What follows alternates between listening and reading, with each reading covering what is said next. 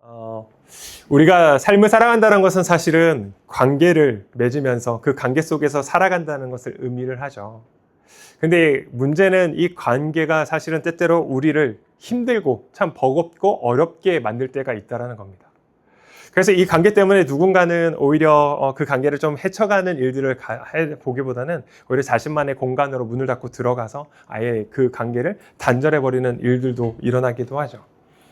오늘 뉴스프링 이 관계에 대해서 계속 좀 묵상하고 또 여러 가지 자료들을 좀 찾고 연구하면서 한 가지 발견한 것이 있는데, 우리가 이 관계에서 가장 생각지 못하게 그 관계에서 그 가장 큰 실수를 하는 게 무엇이냐면, 우리가 관계를 위해서 잘 노력하지 않는다라는 겁니다.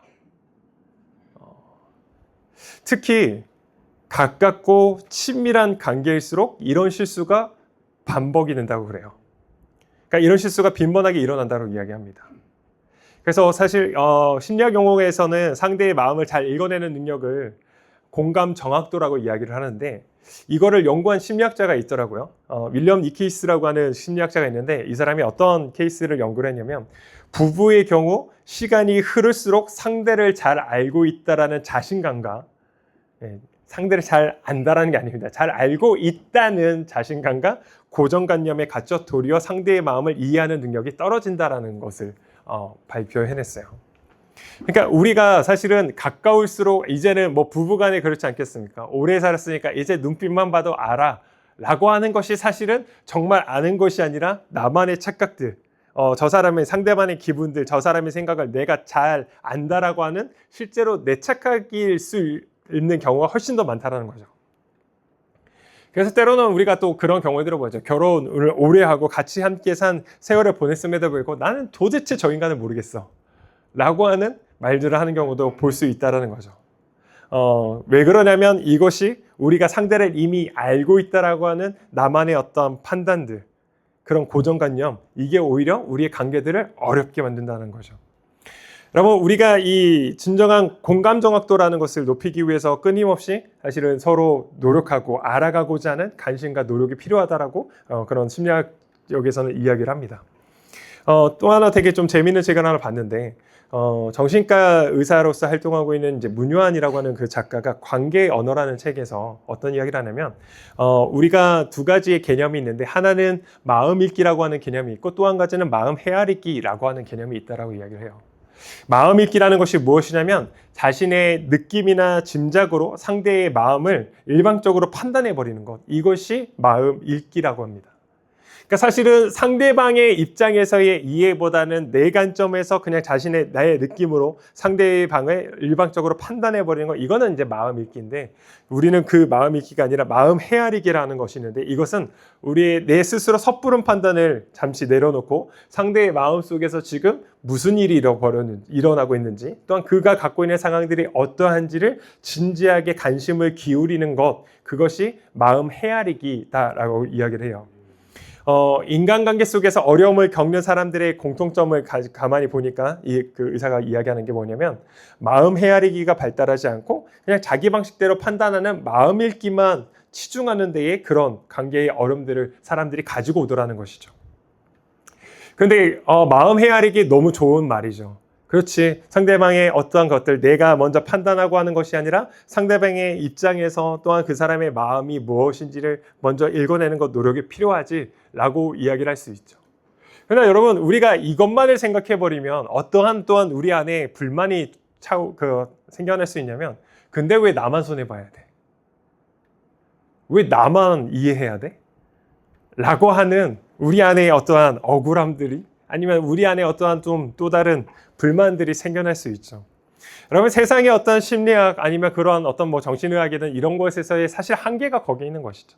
노력은 할 수 있으나, 그러나 그 노력에 진정한 우리 내부 안에서의 변화가 있지 않으면 사실은 그런 노력들은 때때로 내 안에 억눌러 있던 감정들을 다시 한번 터뜨리게 된다는 거죠.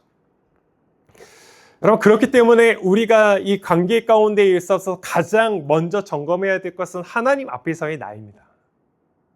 우리가 그 복음 안에서 내가 받아들여져 있는, 나를 먼저 받아들여 내어주시고 나의 모든 마음과 상황들을 헤아리심을 통하여서 품어내어주시는 하나님의 사랑 안에서 먼저 내가 있는 것, 그 복음을 정말 내가 믿고 살아내는 것, 여러분 거기서부터 사실은 시작이라는 것이죠. 오늘 그 복음으로써 이 관계들을 바꿔나가고 있는 삶의 사람의 이야기가 나오는 것인데, 그게 오늘 우리가 같이 읽었던 빌레몬서의 말씀의 배경입니다. 사실 성경을 좀 자주 접하지 않으시는 분들은 빌레몬서가 되게 생소하실 겁니다. 이런 성경이 있었어 라고 할 수 있는데, 여러분 이 빌레몬서의 좀 배경을 좀 보면 어떤 거냐면, 지금 빌레몬서는 바울이 로마의 1차 감옥에 투옥되어 있을 때 어떤 사람을 만나냐면 노예로 살아가던 자가 지금 감옥에 잡혀 들어온 거예요.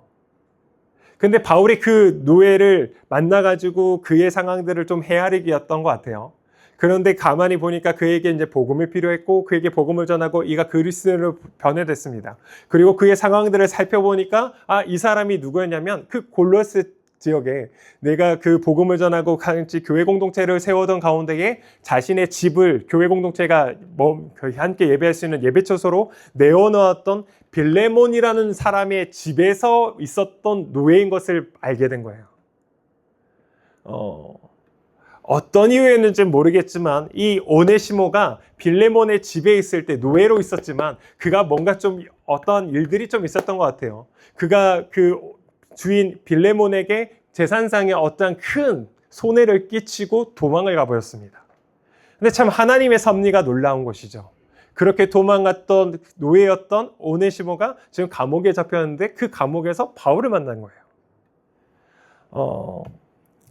여러분 이 사건을 통해서 우리가 좀 건강한 관계를 회복하는 일들, 건강한 관계를 우리가 세워가는 일들의 좀 세 가지의 원리로만 좀 나누고자 하는데, 사실은 여러 가지도 있겠지만 오늘 말씀에서 보여지는 세 가지 부분을 좀 나누려고 합니다. 여러분 첫 번째 우리가 기억하셔야 할 우리의 건강한 관계를 세워가는 첫 번째 원리는 자기 중심성을 내려놓고 상대방의 존재 자체에 관심을 갖는 것부터 시작이라는 것이죠. 여러분 이 단어를 기억하셔야 됩니다. 우리의 관계, 건강한 관계를 시작하는 것은 자기 중심성을 내려놓는 것부터 시작이라는 것이죠. 오네시모가 빌레몬의 노예였습니다. 그리고 이 자를 바울은 그 감옥에서 만났어요. 여러분 바울의 입장에서도 사실 보면 그 당시의 문화적인 관습과 기준으로 보면 이 사람은 그냥 한 명의 노예일 뿐입니다. 당시의 문화를 조금 더 우리가 이해하자면 그 노예라고 하는 존재는 사실 인간으로서 대접받을 수 없는 존재였습니다. 하나의 그냥 물건이었죠. 근데 그런 물건 같은 그가 또한 막대한 손해를 그 주인을 버리고 도망간 상태에서 또한 감옥까지 와 있습니다. 어쩌면 그냥 폐기 처분해야 될 대상인 것이죠. 그러나 그랬던 존재를 지금 바울은 어떻게 바라봤습니까? 예수 그리스도의 복음이 필요한 존재로 바라봤다는 것이죠. 그 당시에 어떤 문화와 관점에서 그렇게 그 한 존재를 바라보는 것이 아니라 오히려 이 사람을 그리스도의 복음이 필요한 존재로 바울은 먼저 바라봤다는 겁니다. 그리고 그의 상황들을 들어봤겠죠. 그를 품어내는 일들이 있었겠죠. 그러니까 오네시모가 그 바울의 사랑으로 말미암아 그리스도를 영접하는 일들, 그래서 그리스도인으로 변화되는 그 일들이 그 가운데에 있었다라는 것이죠. 여러분 우리가 바라보는 첫 번째가 이거야 된다는 거죠. 어쩌면 우리가 살아왔던 내 삶의 어떤 기준들, 나의 판단들, 그것만으로 가지고 누군가를 바라보고 판단해버리는 일들이 아니라 오히려 정말 하나님의 마음 앞에서 그 그리스도의 사랑 안에서 이 사람의 존재가 어떠한 존재인지 정말 그들을 바라볼 수 있는 일들이 있어야 된다는 거죠. 그리고 이것이 단순히 바울과 오네시모의 관계로 끝나지 않습니다.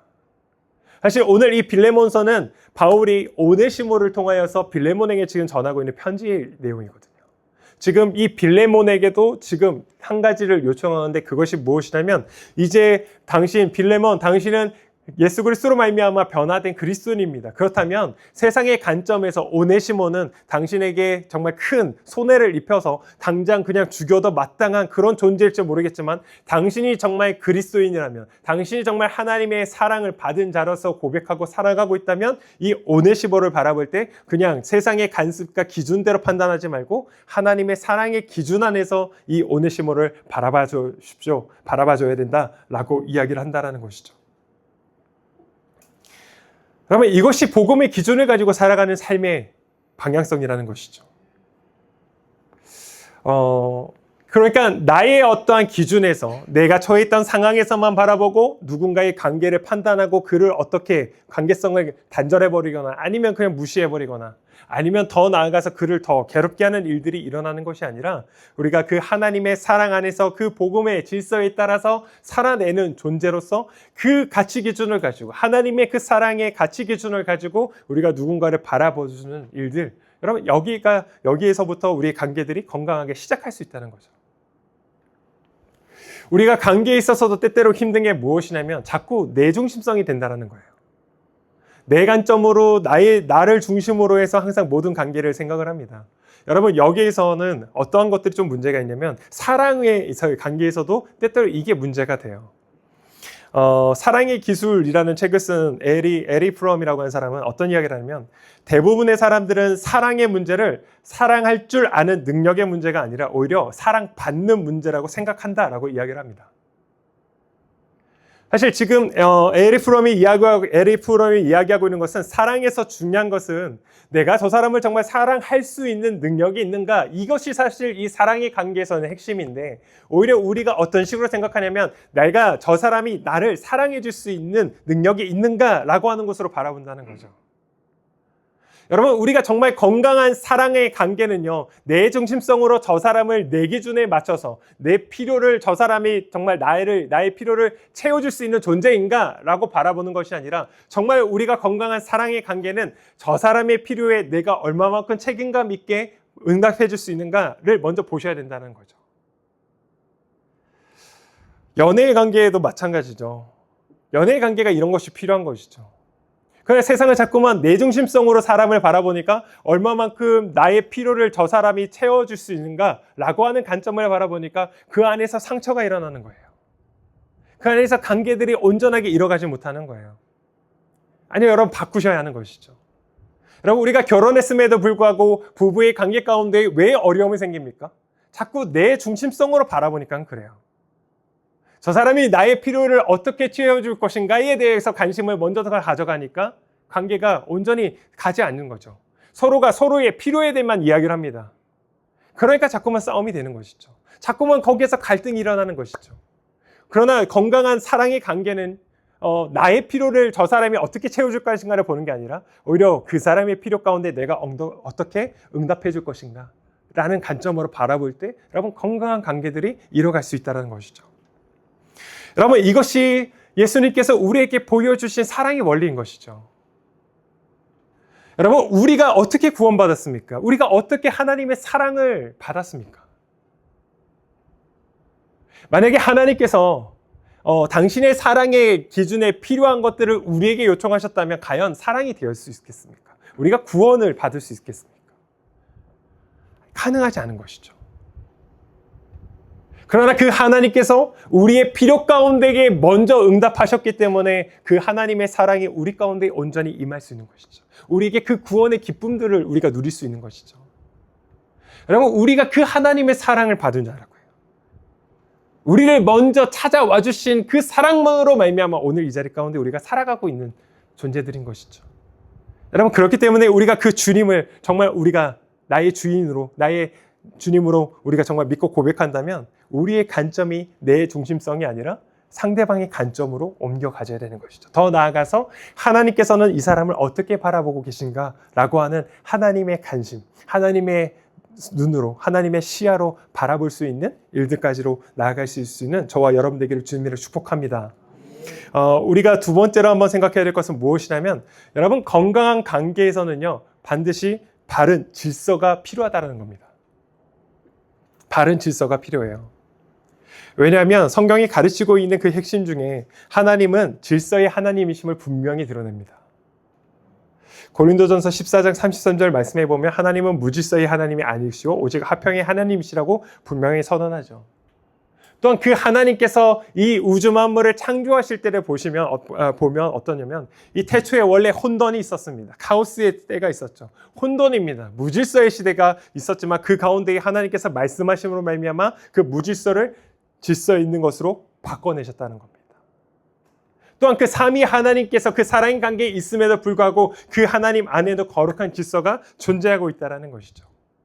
그렇기 때문에 하나님의 형상대로 지음받은 우리에게도 또한 이 우주 만물 속에서도 뭐가 필요하냐면 하나님께서 세워주신, 하나님께서 말씀하고 계시는 거룩한 질서들이 필요하다는 겁니다. 그런데 문제가 뭐냐면 이 시대가 흘러가고 있는 어떤 방향성들이라는 거예요.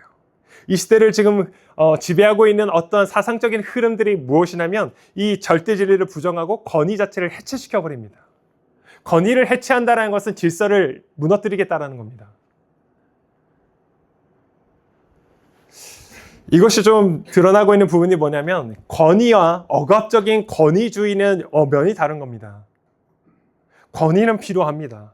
권위주의인 것은 우리는 피해야 되겠죠. 그러나 세상은 어떻게 하냐면 이 권위와 권위주의 자체를 혼용시켜버립니다. 그래서 이 권위마저도 다 없어져야 되는 것처럼 해체돼야 되는 것으로 그렇게 치부하여 다 해체해버렸습니다. 여러분, 이 권위가 해체된 자리에 남는 것은 무엇이냐면 오직 자기 감정, 자기 기준입니다. 질서에 대한 권위를 다 무시해버립니다. 그 질서 자체를, 그 권위에 대한 것들을 모든 걸 다 무시하고 나니까 어떻게 되냐면 내 감정만 중요한 거예요. 나만 중요한 거예요. 사랑과 친밀함이라는 이름 안에 모든 질서를 다 수평적으로 평준화시켜버리고 그것이 진정한 자유를 얻은 것처럼 이야기를 하지만 아니요, 여러분, 우리의 지금 시대에 일어나고 있는 일들을 잘 보셔야 된다는 것이죠. 오히려 그렇게 모든 것을 다 평준화시키고 모든 것이 다 자유하다라고 이야기했을 때 오히려 서로의 영역들이 침범당하고 그 안에서 생겨나고 있는 수많은 갈등과 아픔들과 상처들을 우리를 보고 있다는 것이죠. 이 부분들을 좀 묵상하면서 생각나는 게 뭐냐면 최근에 되게 화제되고 있는 그 드라마죠. 참교육이라는 드라마가 되게 화제가 되고 있는 것 같아요. 여러분, 사람들이 그 드라마에 왜 그렇게 호응을 하고 있을까? 사실 그 드라마에서 보여주고 있는 교육의 현장이 실제로도 그런 일들이 일어나고 있다는 것이죠. 권위와 질서가, 그러니까 교사와 가르치는 자와 어떤 어른의 권위 자체가, 그 권위와 질서가 무너진 그 교육 현장이 과연 우리에게 정말 어떤 모습으로 나타나고 있는가 우리가 지금 알고 있기 때문에 그런 드라마에 대해서 우리가 굉장히 공감하고 호응하는 것이죠. 아이들에게 어떠한 더 사랑을 해야 된다라고 해서 그 교사가 가지고 있었던 그 권위와 그 질서들을 다 무너뜨리고 나니까 오히려 교육의 현장이 엉망이 되어버리는 것이죠. 더욱더 혼동이 있는 것이죠. 그리고 그 가끔씩 이제 그 금쪽 같은 내 새끼 여러분 아시죠? 그 이제 육아 솔루션 부분들이 나오는데 여러분 거기에서도 모든 상황들이 다 그렇지는 않을 수 있어요. 그러나 대체로 제가 거기에서 그런 어떤 아이로 인해서 힘들어하는 가정의 문제들을 가만히 보면서 뭐가 깨달아지냐면 그 가정의 질서가 무너지니까 엉망이 되는 거예요. 이 질서라는 것이 사람의 영역에서뿐 아니라 이 동물가에 요즘에는 같이 이제 반려동물들 가지고 같이 함께 살아가시는데 이 영역도 이 질서가 굉장히 중요하다는 것을 발견한 게 뭐냐면 개는 훌륭하다인가요? 여러분, 그 개가 가정 안에서 문제를 일으켜요. 근데 그 문제의 원인이 뭔가를 가만히 보면 그 가정의 질서가 무너져 있으니까 개가 자기가 주인인 것처럼 행동하는 것이죠. 질서가 무너져 있으니까 하지 않아야 될 것들이 컨트롤이 안 되는 거예요. 여러분, 이것이 가정의 문제이든 그 가정에서 아이의 문제이든 아니면 짐승의 문제이든 여러분 명확한 것은 이 안에 질서가 무너지면 그것이 혼란을 만들어낸다는 겁니다. 여러분, 가정에서 자녀를 영적으로 양육하고 이끄는 부모의 거룩한 권위와 질서가 반드시 세워져야 합니다. 자녀와 친밀하고 가깝게 지낼 수는 있어요. 그럼에도 불구하고 여러분 그 가정 안에서 부모의 거룩한 권위와 질서는 반드시 세워져야 합니다. 그것이 세워지지 않으면 그 안에 그 가정은 혼돈으로 빠질 수 있습니다. 여러분, 직장의 영역도 마찬가지죠. 여러분, 직장의 문화들마다 좀 다르지만 여러분 그러한 직장의 안에서도 서로를 인격적으로 존중해 주는 것들은 좋지만 그러나 그 안에서 각자의 책임에 따라서 상하의 질서마저도 무너져 버리면 여러분 그것은 그 조직이 건강하게 나아갈 수 있는 일들이 어려워지는 것이겠죠. 맡겨진 책임에 따른 질서가 오히려 그 조직들을 건강하게 유지할 수 있다는 것이죠. 또한 여러분, 이 바른 질서를 세운다는 것에서는 단순한 억압이 아니라 서로의 고유한 영역을 지켜주는 존중과 배려도 필요합니다. 이것이 조금 다른 표현을 하자면 여러분, 건강한 거리가 필요하다는 거예요. 오늘 이 말씀에 보면 1장 8절에 바울이 지금 빌레몬에게 어떤 이야기를 하냐면, 내가 그리스도 안에서 아주 담대하게 내게 마땅한 일로 명할 수도 있다라고 이야기를 합니다. 그러니까 이게 어떤 의미냐면, 지금 바울은 사실은 바울이 가지고 있는 그 복음의 건의, 사도의 건의로서 빌레몬에게, 야 빌레몬, 오네시모 네 노예인데 내가 만났고 이 사람을 내가 그리스도로 변화시켰어. 그리고 이 오네시모가 지금 내 사역에 너무 필요해. 그러니까 내가 이 오네시모를 그냥 데리고 내 사역을 섬기게끔 내가 할 거야. 그러니까 너는 그렇게 알아? 라고도 충분히 말할 수 있었습니다.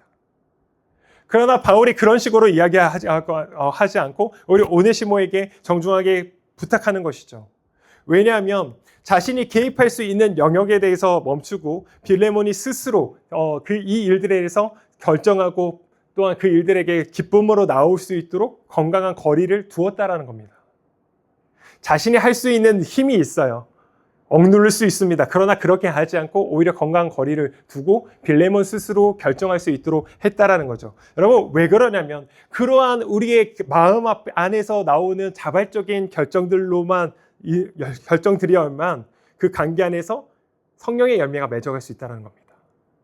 강제적으로 억지로 그것을 한다 해서 여러분 모양은 어떻게 갖춰질지 모르지만 그러나 그 안에 마음이 없는 것들, 하나님 앞에서 우리의 진심 없는 것들은 여러분 성령의 열매가 맺어질 수가 없어요. 생명이 맺혀질 수가 없습니다. 때로는 힘들고 어려운 것이지만 그러나 그 안에 내가 기꺼이 내 마음 안에 순종하는 마음으로 그렇게 나아갈 때 하나님은 그 과정을 통하여서 하나님의 열매를 우리 가운데에 맺게 하신다는 것이죠. 여러분, 우리의 일상적인 관계 영역에서 이 부분이 좀 점검되셔야 돼요. 이 부분을 좀 묵상하면서 좀 발견되어지는 게 뭐냐면 참 어려운 관계일 수 있지만 여러분, 부모와 자녀의 관계가 때때로 단절되는 가정들을 좀 봅니다. 부모와 자녀가 어떤 소통보다는 서로가 그냥 마음을 닫고 관계를 단절하게 돼요. 왜 그럴까? 그런 부분들을 여러 가지 또 이유 있겠지만 그 중에 한 가지가 이런 거예요. 너무 사랑하니까 자꾸 그 거리를 넘어 들어가는 겁니다. 사랑한다라는 명목하에 내가 모든 일의 해결사가 되주려고 하는 거예요.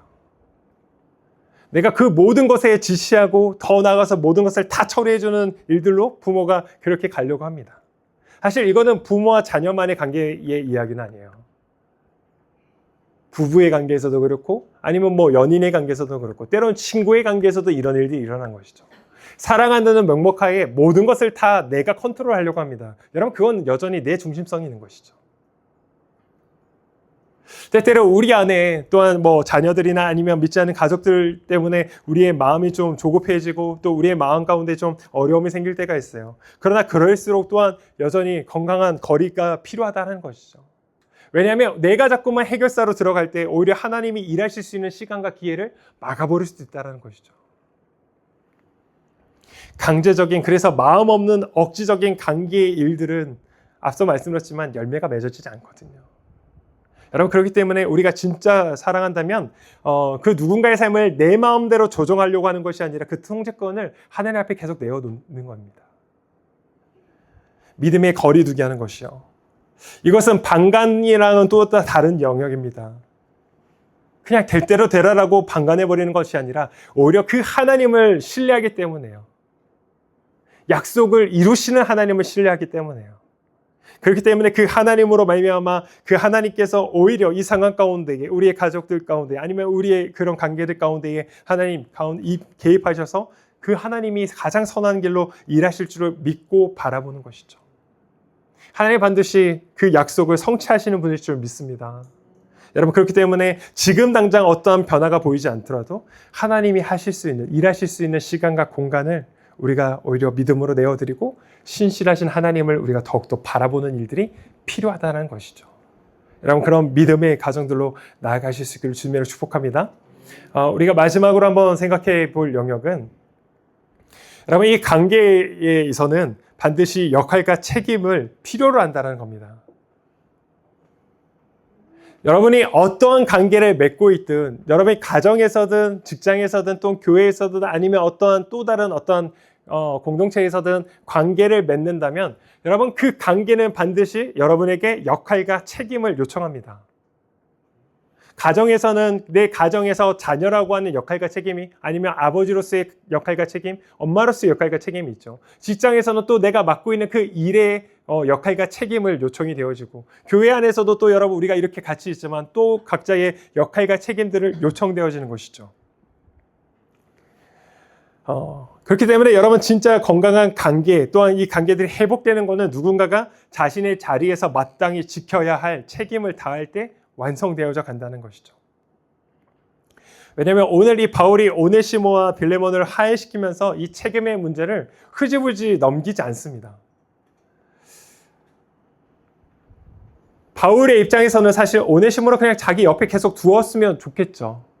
그러나 이 오네시모를 그냥 두지 않고 오히려 그가 큰 아픔, 오히려 상처가 있고 좀 두려움이 있는 그 빌레몬의 집으로 다시 돌려보낸다는 것이죠. 오네시모가 복음을 믿었다고 해서 자신이 과거에 저질렀던 잘못을 그냥 다 없어지고 법적 책임을 지지 않아도 되는 것이 아니라 오히려 그가 감당해야 될 그 책임의 영역들을 감당할 수 있도록 오네시모를 빌레몬의 집으로 보내고 있다는 것이죠. 여러분, 우리가 믿음 안에서 자꾸만 때때로 오해하거나 아니면 좀 실수하는 게 뭐냐면 일반 은총의 영역들을 가끔 우리가 놓쳐버린다는 겁니다. 일반 영역이요. 일반 은총의 영역이요. 사람이 살아가면서 마땅히 지켜야 할 어떤 윤리와 도덕에, 아니면 사람의 관계 속에서 지켜져야 할 것들이 분명히 있죠. 그러나 때로는 우리가 하나님 앞에 우리가 특별한 은혜를 받았으니까 이 일반 은총의 영역들, 마땅히 지켜야 할 영역들도 하나님께서 다 알아서 해주실 거야 라고 하는 태도를 가는 것은, 여러분, 그것은 건강한 하나님 앞에서의 태도가 아닌 것이죠. 내가 책임져야 할 부분들은 반드시 마땅히 책임지셔야 하는 겁니다. 아까 저희 리더들하고도 나눴지만 이것에 대한 좀 예를 생각해 보면 이런 것이죠. 제가 하나님 앞에 막 기도합니다. 하나님 특별한 은혜를 주십시오. 그러니까 제가 주일 설교 말씀 준비를 전혀 하지 않아요. 왜? 하나님 은혜 주실 걸 믿고 기도하고 그냥 기도만 하고 있다가 주일날 와가지고 말씀 나누겠습니다 했을 때, 물론 하나님이 특별한 은총으로 임하셔서 은혜를 주실 수도 있지만, 여러분 그것은 굉장히 하나님 앞에서 무책임한, 어쩌면 하나님을 굉장히 오해하고 있는 태도인 것이죠. 우리가 그 하나님의 특별한 은혜로 말미암아 구원받았다면 또한 하나님께서 이뤄가고 계시는, 통치하고 계시는 이 세상의 일반 은총의 영역들에서도 우리는 마땅히 그 관계성 안에서도 해야 할 일들, 해야 할 책임들을 마땅히 여러분 하셔야 된다는 것이죠. 여러분, 이 균형들을 맞춰가실 수 있는 저와 여러분 되기를 주님을 축복합니다. 여러분, 더 나아가서 바울이 어떤 역할을 하냐면, 사실 바울은 지금 오네시모와 빌레몬의 중재자 역할을 하는데, 이 오네시모가 지었던 어떤 잘못으로 인해서 발생된 그 빚에 대한 것을 바울은 어떻게 이야기하면 자신 앞으로 달아들어와 자신이 계산하겠다라고 이야기를 합니다.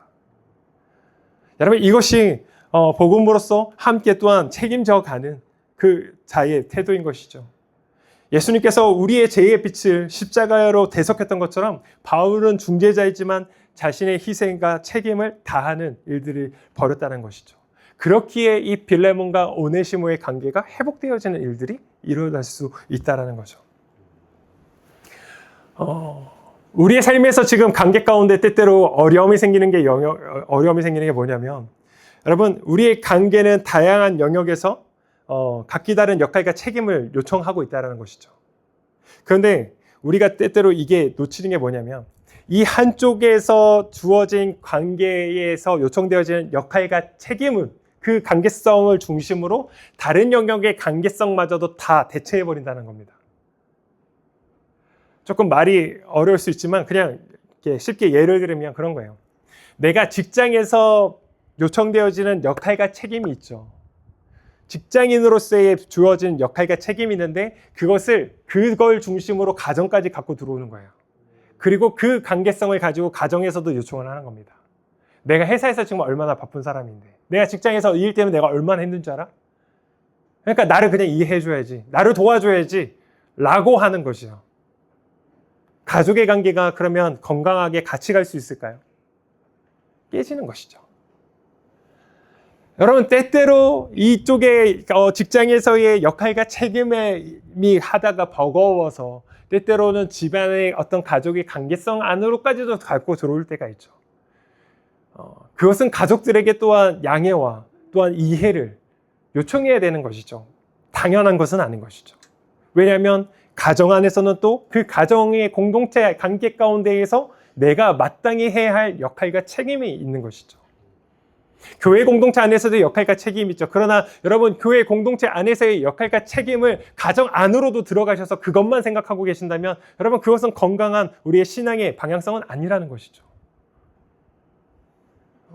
때때로 우리가 좀 그런, 제가 설명하지 않겠지만 그러한 어떤 사례들이 좀 있지 않습니까? 교회 안에서의 봉사만 하고 가정에서의 역할과 책임 다하지 않는, 그래서 생겨나는 문제들. 아니요, 여러분, 우리가 맺고 있는 그 관계의 영역들은 그 관계의 영역들마다 각기 다른 역할과 책임을 요청하고 있다고요. 그럼 여러분, 때로는 우리가 사실은 그것들을 다 균형 있게 맞춰가는 것이 참 버겁죠. 그렇기 때문에 하나님께 도움을 구하는 것이죠. 그렇기 때문에 또한 서로의 관계 가운데 서로가 이해하고 보듬어지는 일들이 필요한 것이겠죠. 그럴 수도 있지라고 넘어가지만, 그러나 여러분, 거기에서 중요한 것은 이것이 이 다른 어떤 A라고 하는 영역 안에서의 그 관계성을 중심으로 B와 C와의 영역들도 다 마땅하게, 아니면 그것이 당연하듯이 그 관계성을 거기에서 요청하시면 안 된다라는 것이죠. 그러면 이 관계성의 방향들이 무너집니다. 깨어집니다.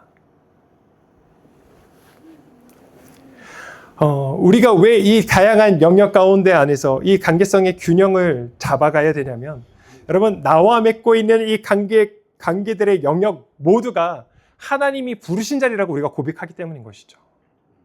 이 가정 안에서의 관계도 하나님이 나에게 부르시고 허락하신 것이며, 또한 이 직장의 영역도 하나님 부르시고 보내시고 허락하신 영역들을 우리가 믿기 때문에요.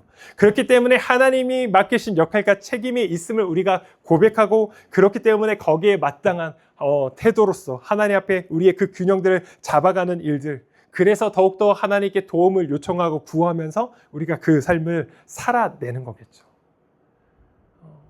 여러분, 그렇기 때문에 우리가 이 관계의 균형들을 맞춰가는 데 있어서는 정말 하나님의 도움이 필요합니다. 하나님의 지혜가 많이 필요하죠. 또한 그 가운데에는 사랑이 너무 필요한 것이죠. 이 영역을 대해서 조금 제 상황들에 대해서 조금 설명을 좀 드리면 그런 것이죠.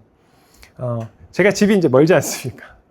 그러다 보니까 이제 때때로 성도님들 많이 기도해 주시고, 또 제가 이제 지치지 않고 사역할 수 있도록 이사를 오는 부분들 이런 이야기들도 있고 한데, 걱정해 주고 기도해 주신 거 늘 너무 감사하게 생각하고 있어요. 근데 사실은 제가 당장 교회 이 인근으로 이사를 하지 못하는 것이 단순히 재정적인 문제는 아닙니다. 재정의 문제 때문에 오지를 못하는 것은 아니죠. 왜냐하면 제가 가진 관계의 영역들을 제가 돌아봐야 되는 것이죠. 저는 여러분과는 사실 스프링처치의 담임 목회자라고 하는 목사로서의 관계성을 가지고 여러분과 삶을 살아가지만, 또한 저는 저의 가정에서 저의 아내의 남편이자 아이들의 아버지로서 가장으로서의 어떤 관계성에서의 가정에서 요청되는 역할과 책임도 저에게는 있는 것이죠. 근데 제가 제 목회에 어떠한 것들을 더 가지고 이것을 더 중요하기 때문에 저의 어떤 사역의 편의를 위해서 저의 가정이 가지고 있는 어떤 관계성들을 싸그리 다 무시해버리고 저의 기준을 가지고 다 이 관계성들을 옮겨버린다면, 여러분, 그것은 저는 건강한 목회의 방향은 아니라고 봐요. 건강한 목회의 시작점은 가정을 제가 건강하게 돌보고 함께 이 관계들을 세워가는 것부터가 저는 우리의 스프링 처치를 위해서도 가장 기초되는 일이라고 저는 믿습니다. 제가 가정적이어서가 아니라 그것이 성경의 원리라고 제가 믿기 때문인 것이죠. 저희 아내에게는 그곳에 지금 하나님께서 인도하신 직장이라고, 또한 그 안에서 만난 어떤 관계의 영역 가운데 역할과 책임을 다하고 있고, 저희 아이들은 또한 하나님께서 인도하신 그 학교의 그 삶의 자리 가운데에서 또 각자의 그 관계성 안에서 역할과 책임을 다하고 있는 것이죠. 저는 가장으로서 우리의 가정 가운데 있는 각자의 우리 식구들이 가지고 있는 그 관계의 영역 가운데 하나님 앞에서 건강하게 그 균형 있는 역할과 책임을 다할 수 있도록 저 또한 그것을 지켜줘야 될 의무가 저에게는 있는 것이죠. 그렇기 때문에 사실은 이 가운데 제가 할 수 있는 영역들 또한 가정을 지켜야 되는 이 균형을 맞춰가기 위해서 사실 저도 여러모로 애를 쓰고 있는 것이죠. 그렇다고 해서 절대로 여기로 오지 않겠다 그런 건 아닙니다. 하나님께서 또한 저희 가정 가운데에 서로의 그 관계의 균형들을 맞춰갈 수 있는 일들을 인도하신다면 마땅히 기쁨으로 또한 순종할 수 있는 것이죠. 그 일들을 위해서 좀 같이 기도해 주시면 감사하겠습니다. 네, 기도해 주시고 또한 여러분의 삶에 주어진 그 관계들 안에서 요청되고 있는 역할과 책임들을 건강한 균형들을 잘 이뤄가실 수 있는 삶이 될 수 있도록 늘 하나님 앞에 지혜를 구하며 살아가실 수 있는 저와 여러분 되기를 주님으로 축복합니다. 여러분 그 서두에 아까 말씀드렸던 정치가 전문인 그 문유한 작가의 책에서 이런 이야기를 해요. 마음을 헤아릴 수 있으려면 먼저 온전한 헤아림을 받아보아야 한다라고 이야기를 합니다. 반주해 주시겠어요?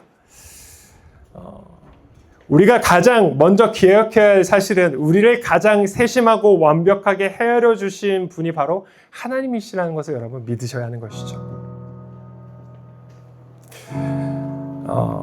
그 십자가에 나타난 그 무조건적인 헤아림의 은혜로 말미암아 오늘 저와 여러분들이 살아가고 있는 것이죠. 때때로 나조차도 이해할 수 없는 나의 어떤 밑바닥의 마음과 그런 모습들이 있음에도 불구하고 그것조차도 헤아려 주시고 품어내 주시는 은혜 때문에 우리는 어제보다 나은 오늘을 그리고 오늘보다 조금 더 나아질 내일을 소망하면서 살아갈 수 있는 것이죠. 여러분 그 크신 헤아림을 우리가 먼저 받은 자임을 여러분 고백하십시오. 그렇기 때문에 우리가 또한 누군가의 마음들을 헤아려 줌으로써 건강한 관계를 세워져 갈 수 있는 그런 우리 모든 성도님들 되기를 주님으로 축복합니다. 여러분 이 교회로서의 우리가 소망이 생기는 게 뭐냐면 이 마음을 헤아리는 능력은요. 어떤 이 능력이 발달하는 결정적 시기가 있지 않다라고 이야기를 해요. 어렸을 때 이것이 발달되지 않았으니까 어른 되어서도 그것이 발달되지 않겠나가 아니라 오히려 어른이 되었을 때도 누군가가 내 마음을 온전히 헤아려 주는 일들을 경험하고 나면 나 또한 그 누군가를 헤아릴 수 있는 그 능력들이 생겨난대요. 여러분 이게 저와 여러분이 교회로 부름받은 우리가 해야 할 주님의 일들이라고 믿습니다. 여러분 서로가 서로를 조금 더 품어내어 줄 수 있는 일들이 일어났으면 좋겠어요. 우리 교회 공동체 안에 세상 가운데에서 또한 가정 가운데에 또한 상처받고 그래서 마음이 다친 그 영혼들에게 우리가 그들의 마음을 헤아려 주고 그들을 품어내어 줄 수 있는 그런 존재가 되어 있을 수 있기를 축복합니다.